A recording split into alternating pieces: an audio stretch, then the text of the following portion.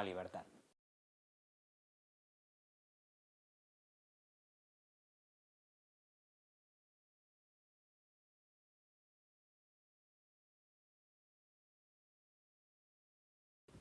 Bueno, el análisis de coyuntura sobre América Latina es de una enorme complejidad, porque en cada lugar hay unas circunstancias muy concretas. Estamos hablando de países, algunos de ellos en los que los partidos o fuerzas progresistas han llegado al gobierno, y han llegado al gobierno algunos en una debilidad absoluta. Es el caso reciente de Perú, debilidad electoral absoluta, ganan por un 1% aproximadamente, con una minoría total en la Cámara Legislativa, y en otros casos por ventajas cortas, ¿no? No es el caso, por ejemplo, de Bolivia, donde después de un golpe de Estado y masacres en el país, la población votó de nuevo y de una manera aún más mayoritaria por las fuerzas de izquierda, por el movimiento al socialismo. Y en Bolivia, lo mismo que en Venezuela, es donde quizás se han dado pasos más importantes hacia un desarrollo de políticas sociales y políticas públicas de corte o de orientación socialista, pudiéramos decir. Pero en cualquier caso, en ningún país de América Latina se ha dado una línea clara de construcción del socialismo, al menos en las formas clásicas. Y siempre que se ha intentado dar pasos importantes en esta dirección, como es el caso de Venezuela, el gobierno de Estados Unidos y los grandes poderes económicos y políticos internacionales han impuesto bloqueos y han torpedeado la economía del país para hacer chirriar, precisamente, como decía el gobierno de Estados Unidos con el gobierno de Allende de Chile en los años 70, para hacer chirriar la economía y finalmente que el proyecto de construcción del socialismo pues no tenga éxito. Así es como actúan. Yo en esta coyuntura entiendo que en algunos sitios se tengan que dar pasos más cortos para obtener victorias parciales, esperando a tiempos mejores. Pero también es cierto que en muchas ocasiones las victorias son demasiado pequeñas y los espacios electorales o espacios de gobiernos son también muy cortos, ¿no? Porque pronto regresa a la derecha, entre otras cosas porque tampoco la población ha visto cambios profundos en sus condiciones de vida a través de políticas sociales, digamos, de impulso mucho más claro, ¿no? En cualquier caso, es una radiografía que hay que hacerla a la medida de cada país, es una radiografía muy compleja y también es cierto que tendría que haber una conjunción continental de fuerzas que llegaran de manera casi simultánea al poder e indudablemente yo diría que la labor de unidad de estos gobiernos es hoy más importante que nunca, ¿no? En la época en que vivía el comandante Hugo Chávez se dio un importante salto adelante con la conjunción con Cuba, con la inauguración y puesta a punto de la alternativa bolivariana del ALBA y otras estructuras de integración, pero en el contexto de la lucha de clases continental y en el contexto de la lucha de las fuerzas políticas hay numerosas contradicciones internas de la izquierda y contradicciones con las fuerzas, digamos, del enemigo ideológico, y una iniciativa multifacética por parte del gobierno de Estados Unidos, de todo su poder, de todas sus agencias de inteligencia,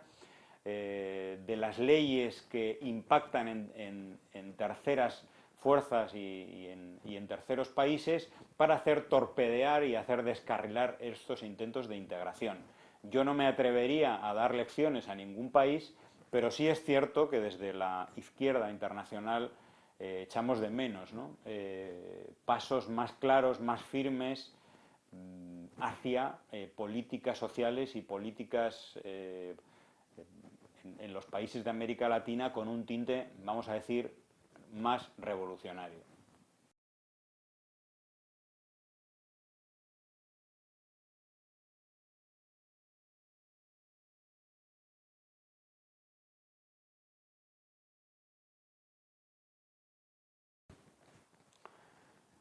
Es evidente que la figura de Fidel Castro, esa figura histórica que algunos dicen que no se repiten ni en 100 años, fue trascendental en la historia de Cuba y fue trascendental en los años más difíciles que atravesó la Revolución Cubana, que son los años 90 y principios de la década del 2000.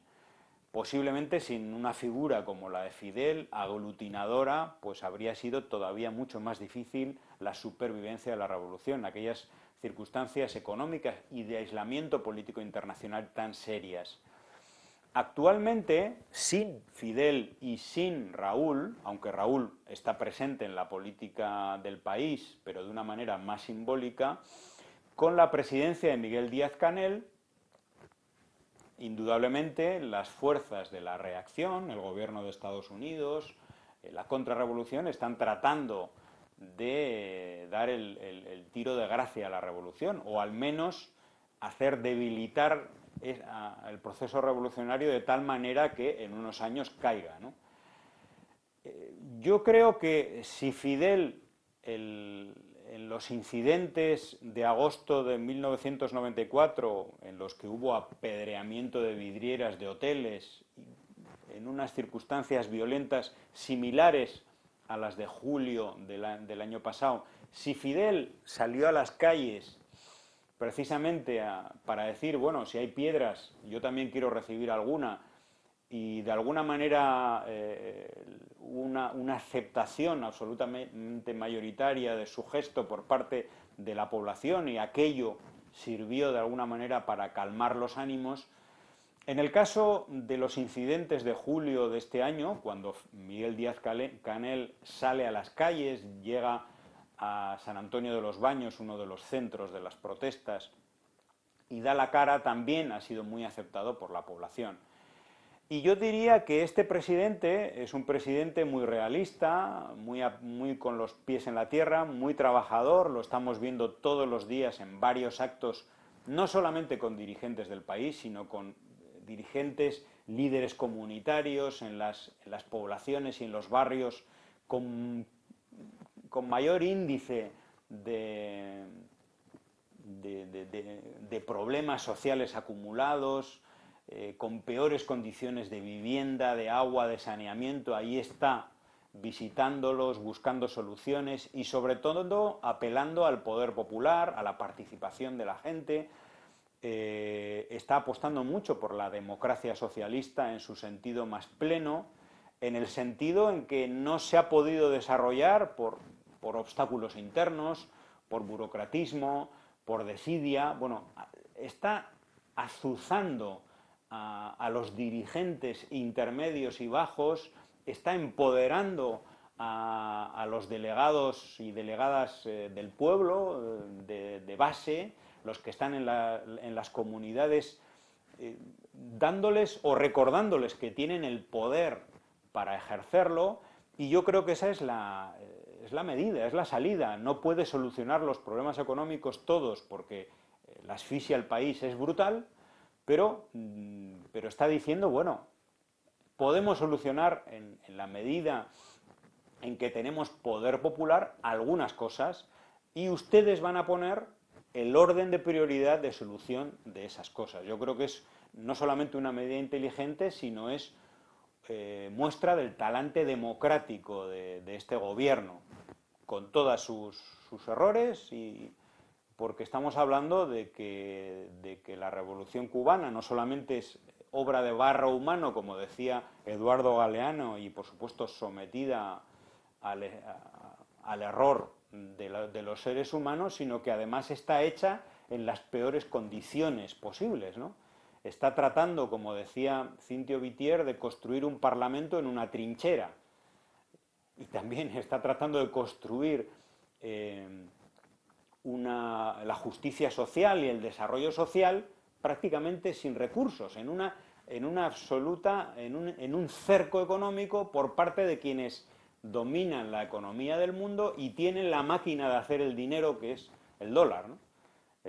Y bueno, en esta guerra económica, en esta guerra política, y con algunos traidores y algunos vendepatrias y mercenarios, pues ahí es donde tiene que bregar no solamente el gobierno cubano, sino las bases sociales de esta revolución que, aunque estén cansadas y aunque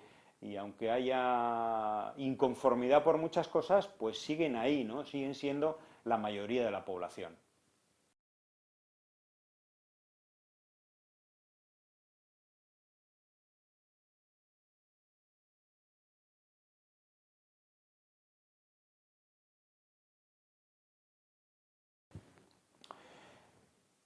¿Cómo sería Cuba sin el bloqueo? Bueno, yo creo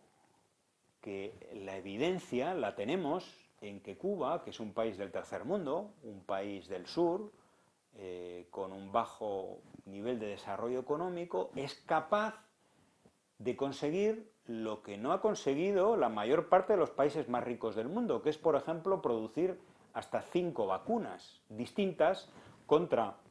la COVID-19. Tiene un potencial científico generado por sus propias fuerzas, por la propia revolución cubana, por la propia educación, por el propio impulso de las políticas públicas, que hace posible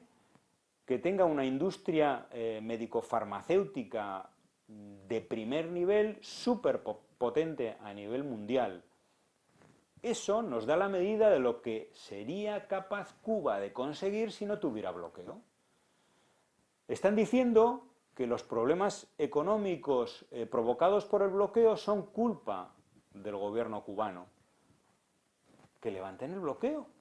Y entonces demostrarán que el bloqueo era una excusa del gobierno cubano. Pero no es así. No es ninguna excusa. El bloqueo económico es una política criminal y brutal que impide al gobierno cubano y a la economía cubana y a los actores económicos cubanos, estatales, pero también privados, avanzar y desarrollarse y ofrecer posibilidades económicas a la población cubana en su alimentación, en su, en su ocio, en todas las facetas de la vida, en la educación, en la cultura, la propia espiritualidad, el propio desarrollo artístico del país está cercenado a pesar de tener un enorme potencial generado por esa propia revolución. Si no existiera ese obstáculo, Cuba podría ser una potencia en muchos aspectos, sería una potencia médica superior a lo que ya es, por ejemplo, pero tendría también un mayor nivel de vida, su población, no solamente porque entraría más turismo, por ejemplo, el turismo de Estados Unidos posiblemente duplicaría los ingresos del país en este sector, y eso produciría, con todas sus contradicciones posiblemente, produciría un aumento de los ingresos de la masa de trabajadores y trabajadoras del país. Produciría, por supuesto, muchísimos más impuestos que redundarían en el desarrollo de una mejor salud pública, educación o cultura.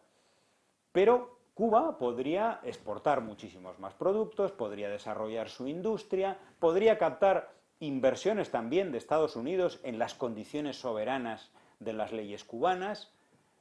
y Cuba podría desarrollar sus programas de cooperación médica, por ejemplo, en consorcio, si quisieran, con Estados Unidos, en África,